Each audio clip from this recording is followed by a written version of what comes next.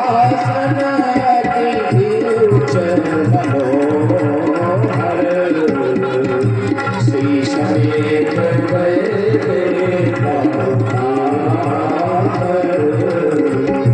राजत राम सहित मेरे संग जनुगन आज राम जी लंका से पुष्पक विमान में बैठकर अयोध्या की तरफ प्रस्थान करते हैं। मार्ग में मां जानकी को वह सारे दृश्य जहाँ पर कुंभकर्ण मेघना रावण का वध हुआ, रामेश्वर की स्थापना हुई, ऋषियों के आश्रम या जहाँ जहाँ राम जी रुके चित्रकूट होते हुए प्रयाग आ गए। प्रयाग में आने के पश्चात सीता जी ने त्रिवेणी का पूजन किया और इधर हनुमान जी से राम जी कहते हैं कि आप अयोध्या जाइए, अयोध्या जाकर मेरी आने की सूचना मेरे भाई भरत को दे। हनुमान जी अयोध्या की तरफ प्रस्थान करते हैं और राम जी श्रृंगवेर की तरफ श्रृंगवेर को पहुंचकर राम जी केवल निषाद से मिलते हैं। इन सभी को भी अपने साथ मिलाकर वही चर्चा करने लगते हैं और इधर लंका कांड की समाप्ति की फलास्तुति गोस्वामी जी लिखते हैं कि समर विजय रघुवीर के चरित ये सुनहि सुजान विजय विवेक विभूति नित तिरहि देहि भगवान एहि कलिकाल मलायतन मन करि देखो विचार श्री रघुनाथ राम तजे नाहिन आन आधार। इस कलिकाल में प्रभु राम जी के अतिरिक्त ऐसा कोई भी आधार नहीं जो आपको गति प्रदान कर सके। आइए हम सभी उत्तरकांड को प्रणाम करके उत्तरकांड में प्रवेश करते हैं। आज अयोध्या की स्थिति क्या है?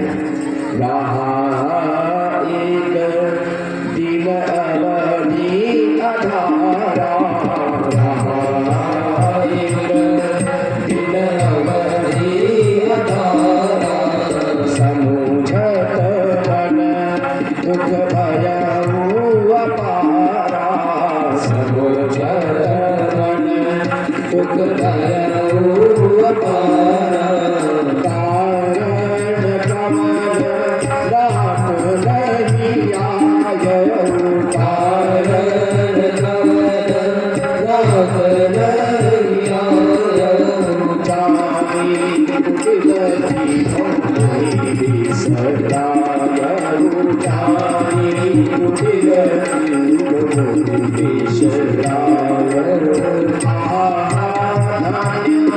लक्ष्मण बड़ भागी लक्ष्मण बड़ भागी, राम पधार अनुरागी, राम पधार अनुरागी, कपटी कुटिल मोहि करुचि कपटी कुटिल मोहि करुचि, कपटी कुटिल मोहि करुचि, कपटी कुटिल मोहि करुचि, ताते नाथ सदहि राम, ताते नाथ सदहि। आज अयोध्या में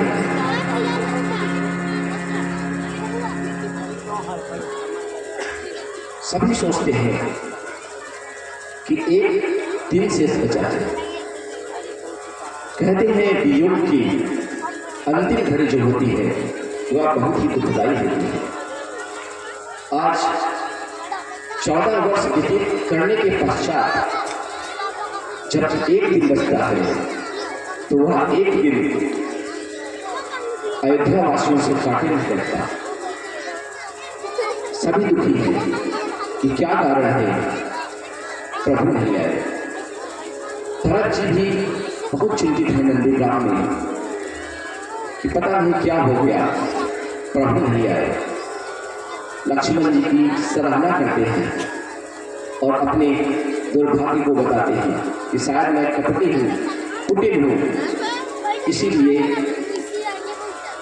मेरे प्रभु अभी तक नहीं आए। इधर होता क्या है, लक्ष्मण भरत जी एक प्रतिज्ञा करते हैं, बीते अवध रहे जो प्राणा, अवध कमन जग मोहि समाना। अगर अवधि बीतने के पश्चात मेरे प्राण शरीर में है तो इस जगत में, इस अवध में मेरे समान कौन दुर्भागी होगा। राम जी के विरह के समुद्र में भरत जी व्याकुल है। उधर माता भी आज खिड़की से मार्ग की तरफ देखती है और गोस्वामी तुलसीदास जी ने लिखा है, बैठी सगुन मनावत माता। आज माताएं बैठ के सगुन मना रही हैं और कहती हैं, कब आई है मेरे बाल कुशल घर, कहाँ काग पूरी बाता। कौवे से पूछती है, हे काग तुम ही बताओ, मेरे जो बच्चे हैं छोटे छोटे वह कब लौट कर आएंगे। अगर तुम मुझे बता दोगे ना तो दूध भात की दोनी देहो, सोने चोंच नहीं हो। अगर कुशलता का समाचार दोगे ना तो मैं आपको दूध भात खाने के लिए दूंगी और आपकी चोंच को सोने से मना दूंगी।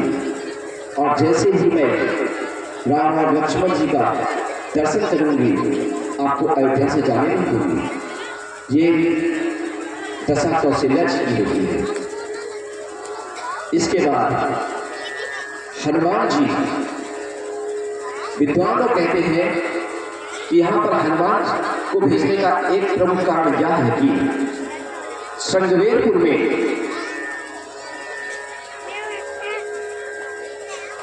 प्रयाग में जहां से हनुमान जी को विदा किया है राम जी ने, जब पुष्पक से पूछा गया कि अभी अयोध्या पहुंचने में तुम्हें कितना समय लगेगा, तो पुष्पक क्या बताता है 48 घड़ी। और अयोध्या से पदगमन का जो समय समाप्त होने वाला है वह 14 घड़ी का शेष रहता है। राम जी सोचते हैं अगर पुष्पक से मैं गया तो मेरा लखन मुझे जीवित नहीं मिलेगा, क्योंकि लखन पहले भी कह चुके हैं भरत जी कि अगर एक पल भी अवध से ऊपर गया तो मैं अपने प्राण त्याग दूंगा। इसीलिए हनुमान जी स्वयं यान में न बैठकर, राम जी स्वयं यान में न बैठकर हनुमान में बैठकर भरत जी से मिलने जाते हैं। और भरत जी की जो गति है वो पुष्पक यान से भी तेज है।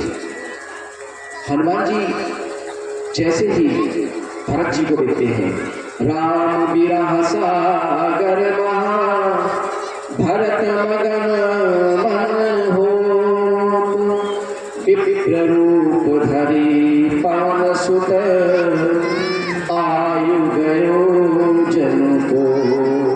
और देखते क्या है, बैठे देखी कुशाल जटा मुकुट कृष्ण गात, राम राम रघुपति जपत श्रवण नयन जल जा।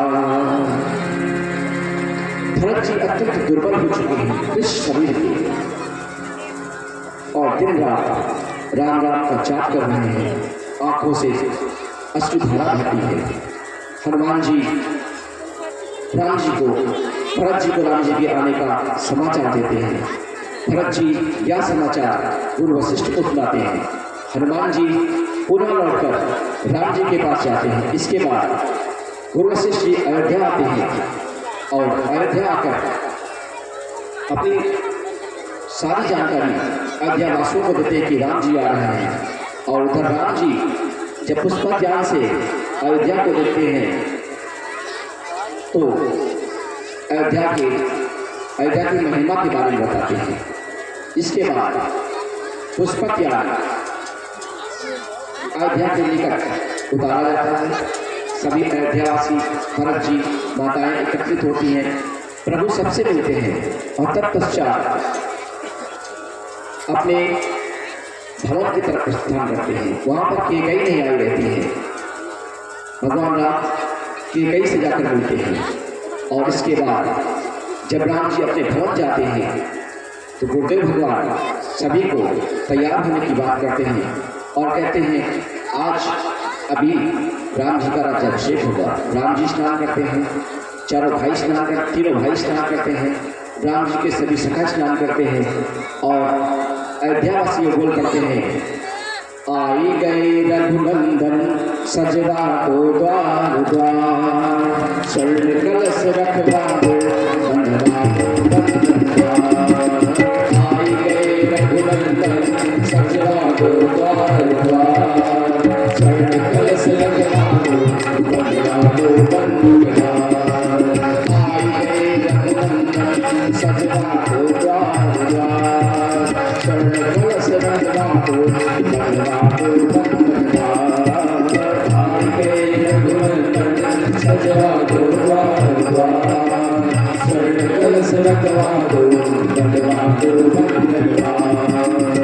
सजी नगरिया है सारी, नाचे गाए नर नारी, सजी नगरिया है सारी, नाचे गाए नर नारी, खुशियाँ मनाओ बाहुरी मंगल चार, खुशियाँ मनाओ बाहुरी मंगल चार, स्वर्ण कलश रखवा दो बनवा दो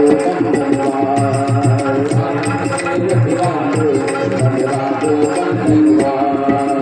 आके के रघुनंदन सजवा दो द्वार द्वार, आके रघुनंदन सजवा दो द्वार द्वार, स्वर्ण कलश रखवा दो बनवा दो कंचन कलश चित्र सारे, सब ही हरे निज निज निज द्वारे, कंचन कलश चित्र सारे, सब ही हरे सजी निज निज द्वारे, खुशियाँ मनाओ बाहुरी मंगल चार, खुशियाँ मनाओ बाहुरी मंगल चार, स्वर्ण कलश रखवा दो बनवा दो स्वर्ण कलश रखवा दो बनवा दो गए रघुनंदन सजवा दो द्वार द्वार, आई गए रघुनंदन सजवा दो द्वार द्वार, स्वर्ण कलश रखवा दो बनवा दो स्वर्ण कलश रखवा दो बनवा दो इसके बाद वशिष्ठ जी सुंदर सिंहासन को बनाते हैं।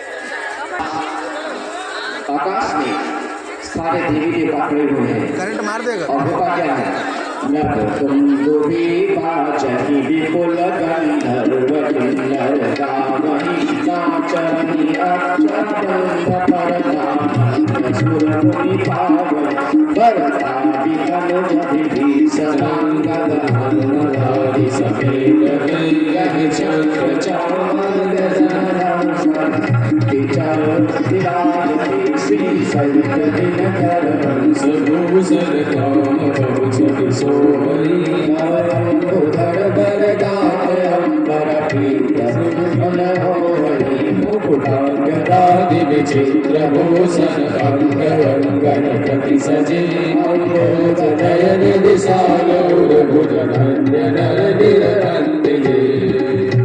लिखा गया है वह शोभा समाज सुख कहीं न बनई खगेश पर नहीं शारद श्रेष्ठ सोरस सारे देवता स्तुति करके अपने अपने घर जाते हैं, अपने अपने स्थान को जाते हैं। इसके बाद अन्य सभी लोग स्तुति करते हैं और गुरु वशिष्ठ जी भगवान राम को सिंहासन पर बिठाते हैं। तत्पश्चात जैसे ही राम जी सिंहासन पर बैठ जाते हैं उसी समय सारे अयोध्यावासी देखते हैं जनक सुता समेत रघुराई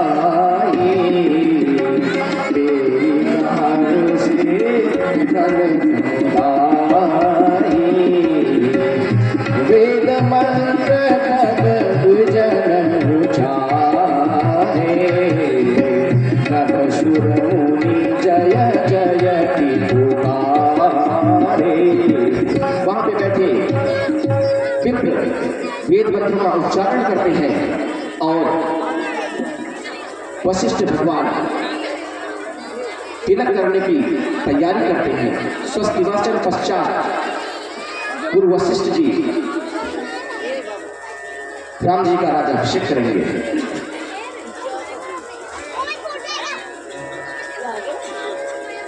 ओम श्री वेद पुरुषाय नमः।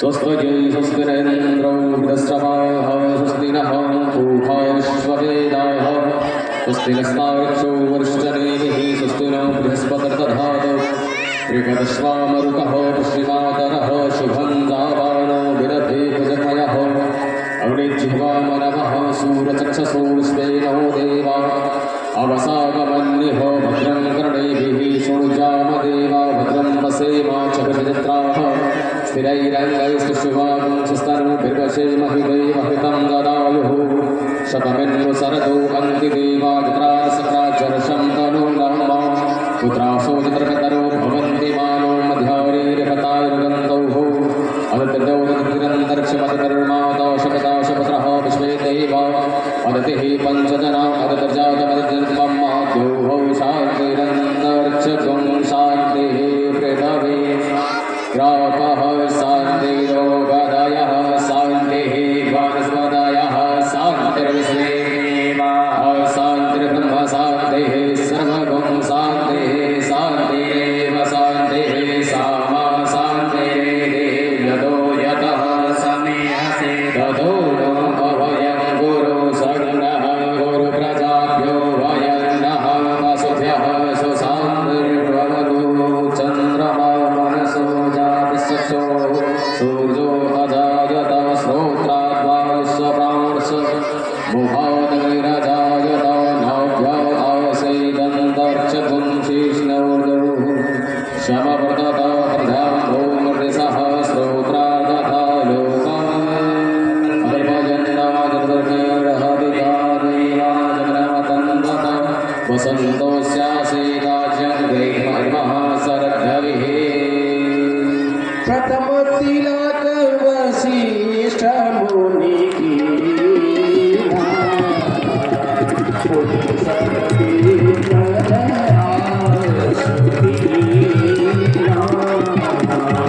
सुख बिलोकी हर्षी